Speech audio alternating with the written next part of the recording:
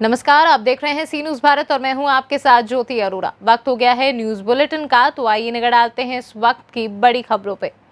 मध्य प्रदेश के बैतूल में कोरोना काल में आम लोगों सहित फ्रंटलाइन वर्करों को बैतूल विधायक निलय डागा द्वारा हर संभव सहायता उपलब्ध कराई जा रही है।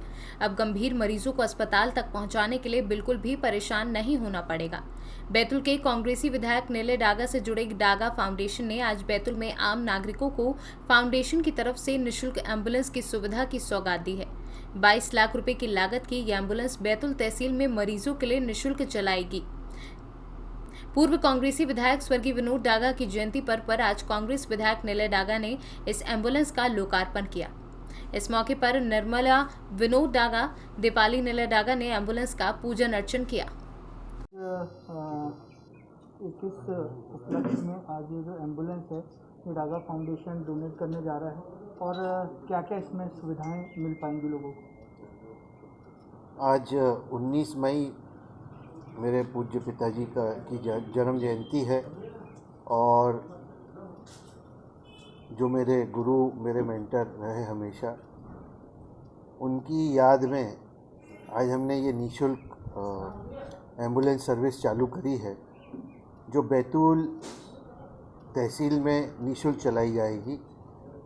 लोगों को घर से अस्पताल तक के ले जाने के लिए ये सर्विस चालू करी गई है, और इसका संचालन डागा हाउस से ही होएगा। गवर्नमेंट को हम इसको नहीं सौंपेंगे।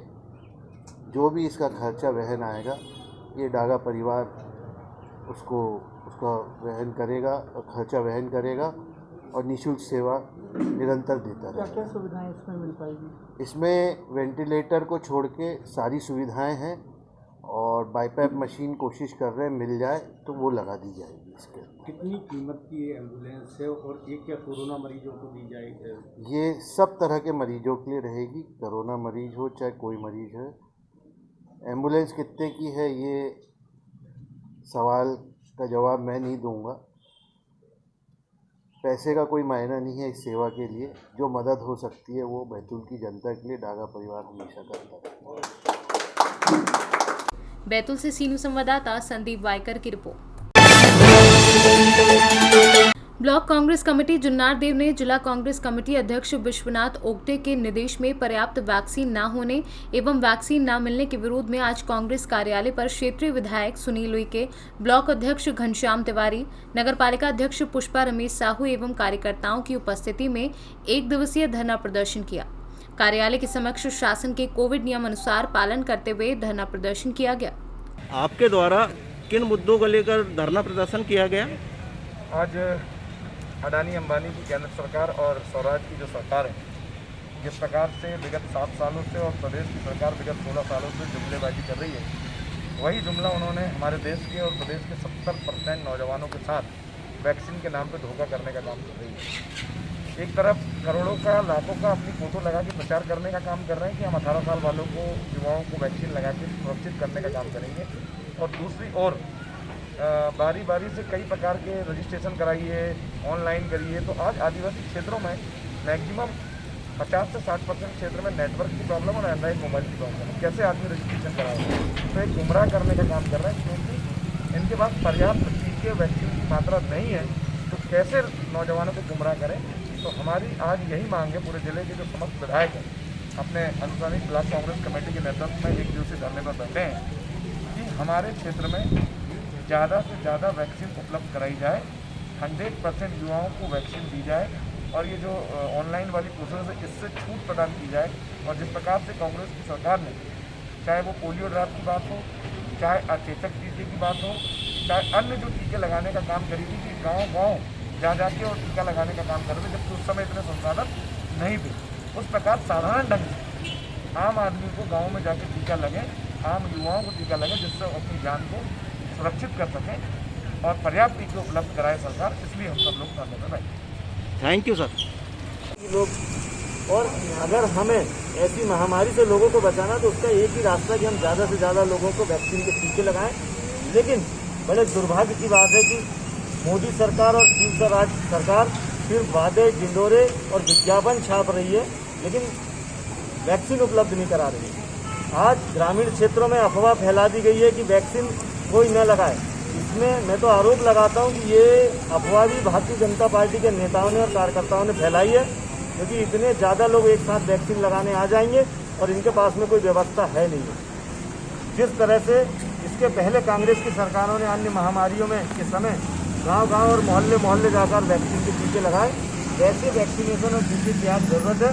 लेकिन बड़े दुर्भाग्य की बात है कि नरेंद्र मोदी बंगाल के चुनाव के लिए तो उनके पास पैसे हैं, लेकिन इस देश की जनता का टीका लगाने के लिए उनके पास पैसे हैं। और अभी तो हमारा ये सांकेतिक एक दिन धरना है, अगर जल्दी से मोदी और शिवराज सरकार नहीं छेती तो इसके बाद कांग्रेस पार्टी पूरे देश में बड़ा उग्र आंदोलन सड़क पर आकर। जन्नारदेव से कैमरा पर्सन सानू के साथ वीरेंद्र अग्रवाल की रिपोर्ट। उत्तर प्रदेश में जनपद लखीमपुर खीरी के कस्बा मैगलगंज में खाली पड़े प्लॉट और सड़कों के किनारे कूड़े को डंप किया जा रहा है। कस्बे की जामा मस्जिद के पास और कई खाली पड़े प्लॉटों में जो आबादी के बीच हैं, उनमें कूड़े का ढेर लगा रहता है। कूड़े के ढेर से जहां संक्रमित रोगों के बढ़ने का खतरा अधिक रहता है, वहीं मच्छरों की भी भरमार होती है। जनता के चुने हुए प्रतिनिधि समस्या की तरफ कोई ध्यान नहीं दे रहे हैं। लखीमपुर से सीनू संवाददाता रियाज सिद्दीकी की रिपोर्ट। अकलेरा नगर के सामुदायिक स्वास्थ्य चिकित्सा केंद्र के कोविड वार्ड में भर्ती मरीजों की सेहत में लगातार सुधार होने के बाद रिकवरी रेट में लगातार इजाफा देखने को मिल रहा है। कोविड वार्ड प्रभारी डॉक्टर महेश मीना ने बताया कि अब तक कोविड वार्ड में कुल 52 मरीज भर्ती हुए हैं, जिसमें से 24 मरीजों की सेहत में सुधार होने के बाद उन्हें डिस्चार्ज कर दिया गया है। सर, अभी तक देखा गया है कि अपने राजकीय सामुदायिक केंद्र पर रिकवरी ज़्यादा है, इसका क्या कारण है और किस हिसाब से ये कार्यक्रम हो जाए? हमारे सीएससी पर कोविड वार्ड 20 बेड का शुरू किया है और रिकवरी का सबसे बड़ा कारण है हमारी टीम।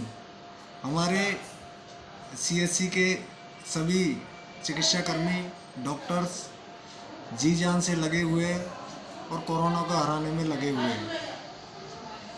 हमारे कोविड वार्ड के अंदर सारी व्यवस्था है, टाइम टू टाइम ट्रीटमेंट करना, पर्याप्त मात्रा में ऑक्सीजन की सप्लाई, ये सारी व्यवस्था हमने कर रखी है।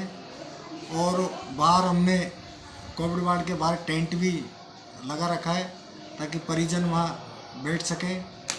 इसके अलावा हमारे अकलेरा के कुछ भामाशाह समाज सेवी भी खाने की व्यवस्था कोविड रोगियों के लिए और दूध, केसर वाला दूध, हल्दी वाला दूध शाम को दिया जा रहा है। कुल मिला के ये है कि हम कोरोना रोगियों के लिए जी जान से मेहनत कर रहे और सबको हम बचाने में लगे हुए हैं।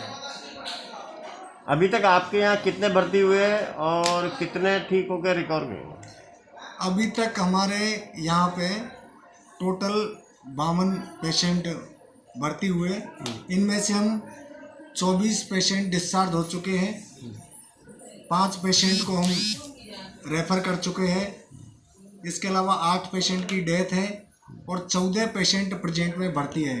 हमारा 20 बेड का कोविड वार्ड है, जिसमें से अभी प्रेजेंट में 14 बेड भरे हुए हैं, 6 बेड खाली है।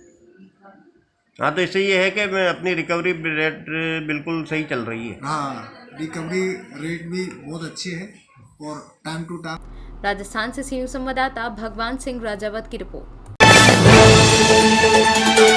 न्यूज बुलेटिन में फिलहाल के लिए इतना ही। देश दुनिया की तमाम बड़ी खबरों के लिए आप देखते रहिए सी न्यूज भारत।